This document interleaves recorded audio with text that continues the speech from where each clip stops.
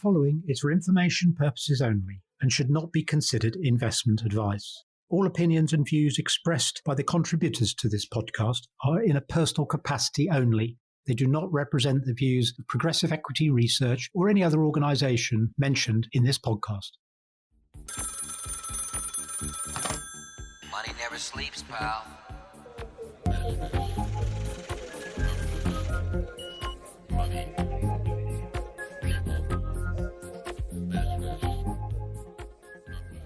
Great. It is Thursday, the 18th of April, and I'm delighted to say that as well as Jeremy McEwen, our regular commentator, we've also got a friend of the show, Scott Evans, who's been here once before and talked us through some of the work that he's been doing on the Deutsche Numis small cap indices.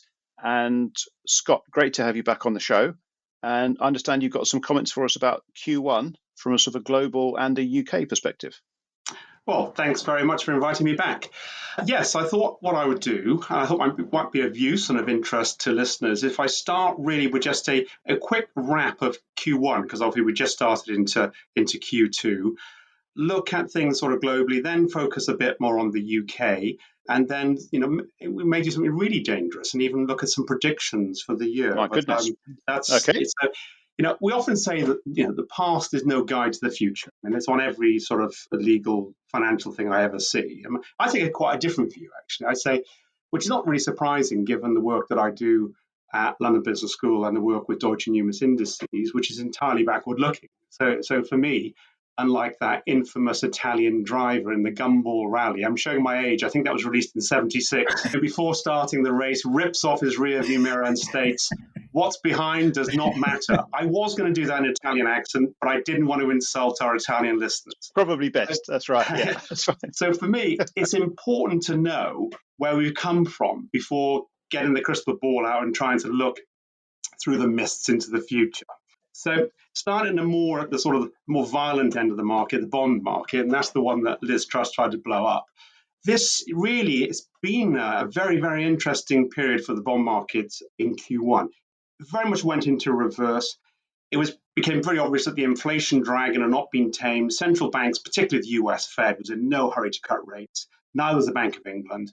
As a result, bond yields in the US and the UK, where inflation remains sticky, come down a long way, obviously, but remains sticky. Bond yields really reversed, and we started a strong increase over the quarter. Why am I bringing it up? Why is it important? You've had bond yields going right back up again. The consensus is, yes, rates are coming down, but they're going to take longer to come down. Now, for the equity market, which generally deals with inflation a bit better than bonds, the background, especially in the US, remained relatively positive.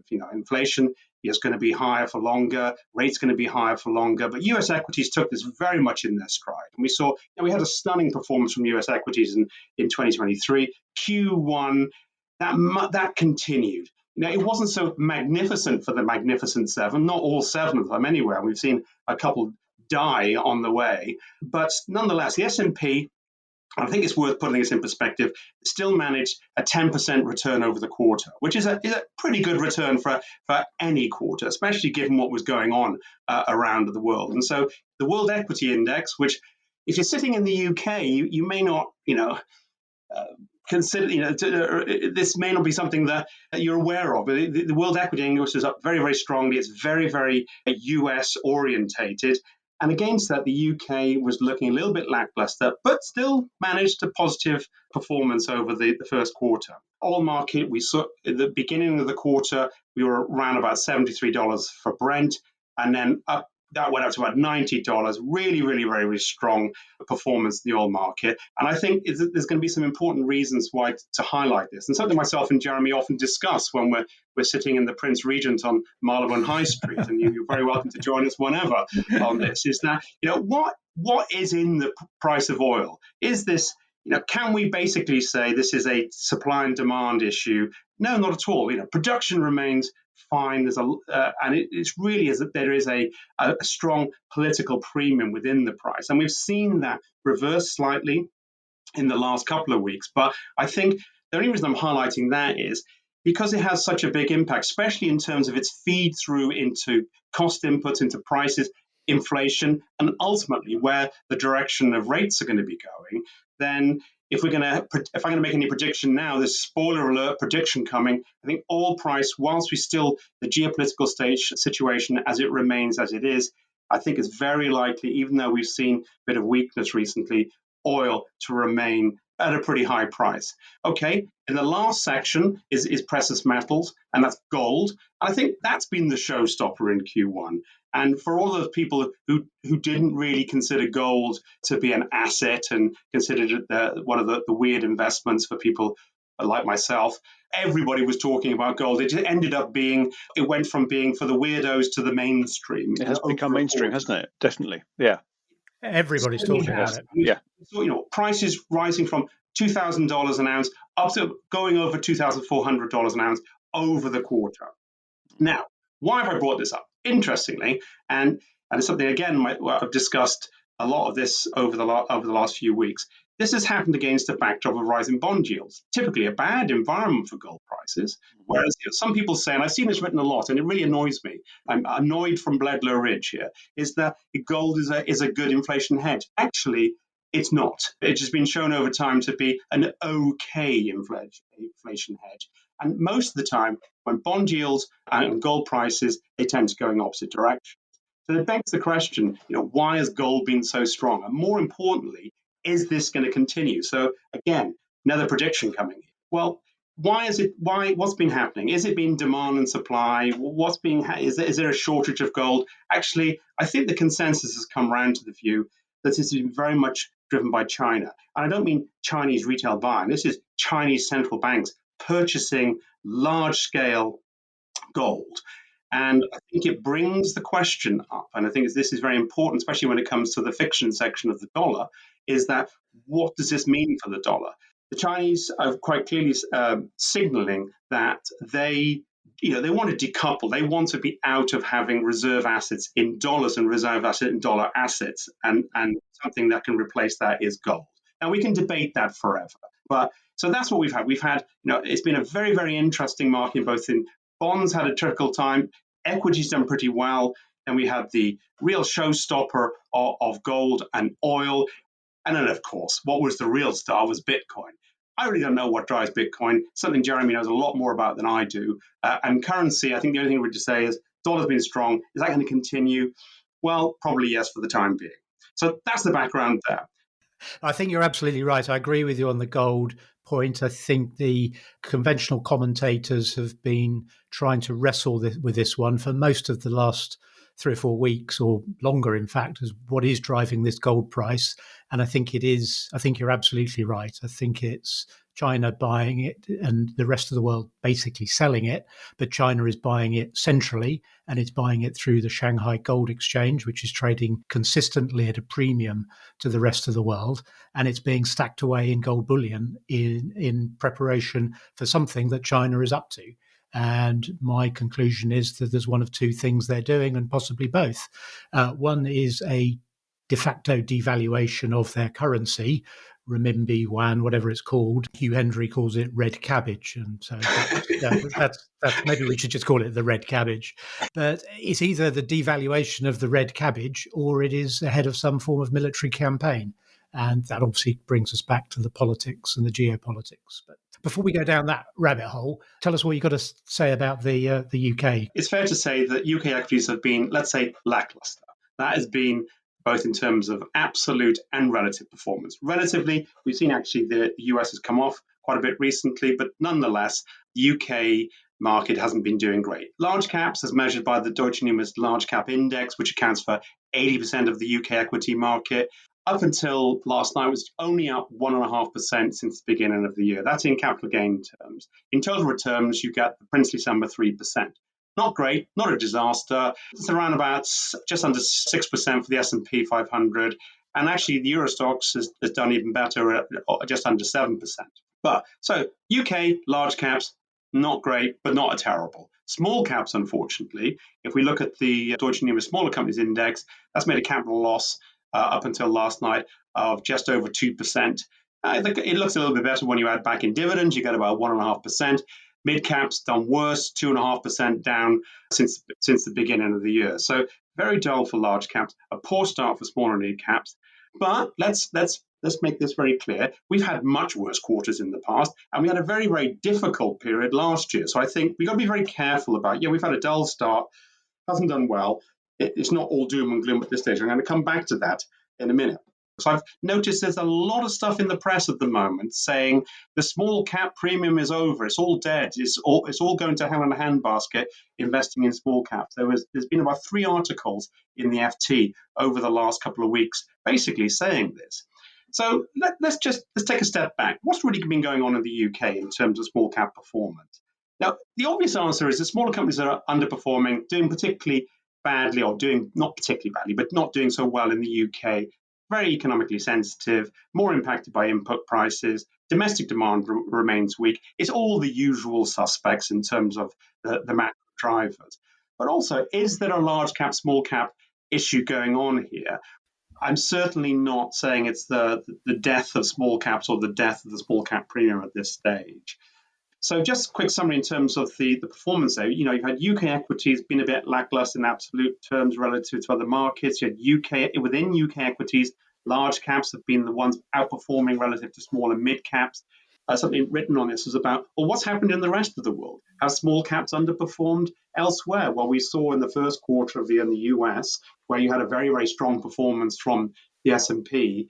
You had a decent performance from US small caps, but they actually performed about 50% less well than large caps. So you've got small caps in the UK underperforming relative to large caps, and you also had the same thing in the US, even though you had a much, much stronger market and a much stronger economy. So in some respects, that could answer the question in a roundabout way. We've seen in the US, the concentration of the markets increase. It's been the Magnificent Seven, now the Magnificent Four, but that's really been driving. And we know in the UK, and something which we talked a lot about at the beginning of the year, was the concentration. The UK is one of the most concentrated major markets on the planet, and that certainly doesn't help when it comes to small cap investing. One thing which is people become very obsessed about is, and something I'm quite obsessed about, is the births and deaths register in the UK, especially within the small cap market. And as you remember, at the end of last year when we did all of the analysis, we showed that in terms of the IPO market, it was one of the worst years on record. I think it was 26 IPOs over the year, 25, 26, something like that, which was the second worst in our numbers. I think the last time it was worse than that was 2009 after the global financial crisis. And everybody was saying, please, we need some more IPOs because the market is getting more concentrated and the number of companies is going down. Well, I've dug around and I think there's been 3 IPOs this year so far in Q1, which doesn't bode well because I believe in terms of the deaths register, there's about 20 which have been delisted so far, and there's probably around about 10 or 15 suspended ready for delisting. So at this stage, we haven't had the barrage of IPOs that we were hoping for, and the decline in the number of listings and the concentration of the UK market has continued. But let's take stock. Valuation, I'm sort of contradicting myself here a bit. Valuation in UK equities, not so much small cap, large cap. Valuation of UK equities does look good for the UK compared to, say, the US. The UK trades on, I think, half the rating of the US equities. So UK equities as a whole look pretty good value. Hard to really to say how that is small cap versus large cap, something I'm looking at the moment. Also, I think we ought to remind ourselves, especially the doomsters who are talking about the end of the small cap premium and it's all over. We've had this many times in the past. We've had sustained periods of underperformance. Funny enough, when we launched the smaller companies index back in the midst of time at Hawke Event, and we launched it because there'd been this stunning outperformance of small caps in the US. We then had 15 years of small cap underperformance. So it took quite a long time for that to reverse. So it's all in the timing. Yeah. All in the timing. There are, there's fewer companies to invest in, but there's still some very good ones. There's still some very lowly valued and decent companies and it's a hunting ground for value investors. It's not a go-go growth market, but I don't think it ever has been. And, I think if you were looking into your UK equities, I think now is actually not a bad time. Yeah, no, that all sounds very fair. And I think there have been many articles written about the the steady demise of the UK markets and the gradual loss of numbers of quoted companies. But I'm still a firm believer that a bit of positive sentiment, a bit of good news, and a bit of confidence in the markets can recover very quickly. And you're right, we haven't seen the hoped for rebirth or reopening of the IPO market in Q1, but I am certainly hearing anecdotal evidence or stories of IPOs queuing up, hopefully for Q2 and Q3. How many of those come through in reality obviously remains to be seen, but I think there are a lot of hopeful people out there, and with a bit of luck and following wind, we might start to see some of that showing through. So, Scott, thank you very much for that. Great roundup. Jeremy, did you want to give us a bit of a perspective on the macro environment as you're seeing it? I mean, we began this week thinking that World War III had begun last weekend. And I think to Scott's point on the political nature of the oil price, we kicked off the week, the oil prices fell and it's gone down further as the week progressed.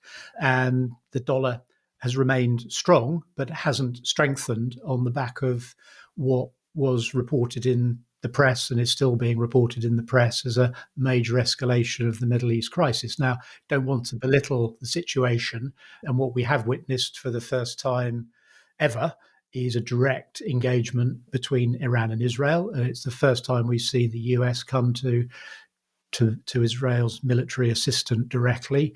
Both sides have learned from the encounter, but we've had a situation where Biden has told the Israelis to take the win, and Iran has said this concludes it as far as they're concerned. Both sides, as they say, have left the party with a balloon. So for now, at least, and again, it's not, you can't trivialize these things and mistakes can happen. It is contained. It has not become a major regional conflict, particularly when you bear in mind there were Arab nations that help in the defense of Israel in all this. This is not the start of World War III. It is a worry, but you just got to look at the reaction to in terms of the oil price and the dollar to see that financial markets aren't unduly concerned by this. I think the big news in the UK this week was the headline inflation number falling more slowly than expected, declining to 3.2% in March versus the consensus of 3.1%. Most analysts are saying the rate of change in the UK, and Governor Bale is in Washington at the moment, almost crowing in front of the Americans, saying he's going to have lower inflation than they are. Just watch and wait. I think he might be talking the talk, but I'm still doubtful he will walk the walk and cut rates ahead of the Fed. I remain sceptical that the EU or the Bank of England, the ECB or the Bank of England have the balls, frankly, to go against the almighty dollar and cut rates ahead of the Fed. I hope I'm wrong, and I think if they do, as I think I've said before, that's very good news for the UK, although one has to be mindful of what happened, the impact on the currency. What about sort of company news in the UK this week, Gareth?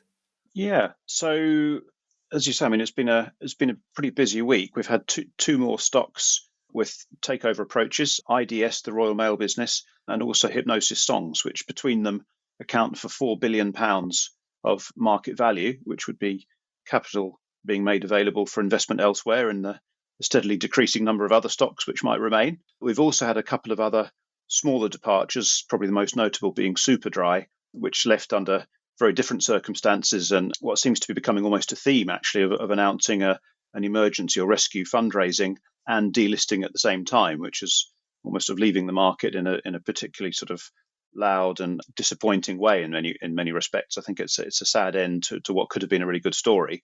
But yeah, another couple of departures there. In terms of trading news, there's been an awful lot of results and trading updates over the last week. Most of those have been generally in line, some of them slightly ahead, some slightly behind, as you'd expect, but overall not too severe in either direction, nothing massive to write home about. We had one of our progressive stocks, Severfield, reported that trading was going pretty well.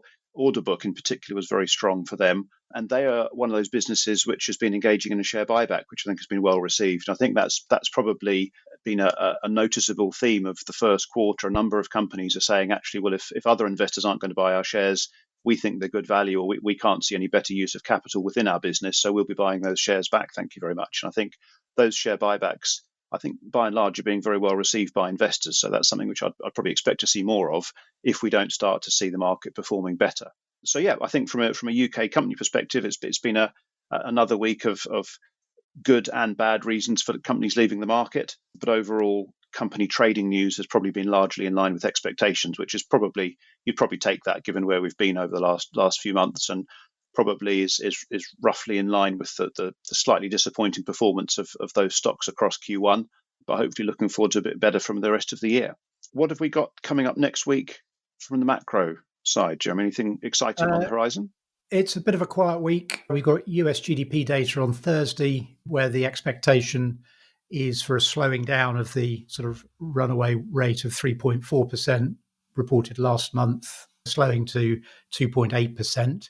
But probably the big one is Friday, we get US PCE inflation data for March. PCE core inflation is supposedly Jay Powell's favoured inflation measure. So there'll be a lot of talking heads discussing what this will mean for the future path of US interest rates.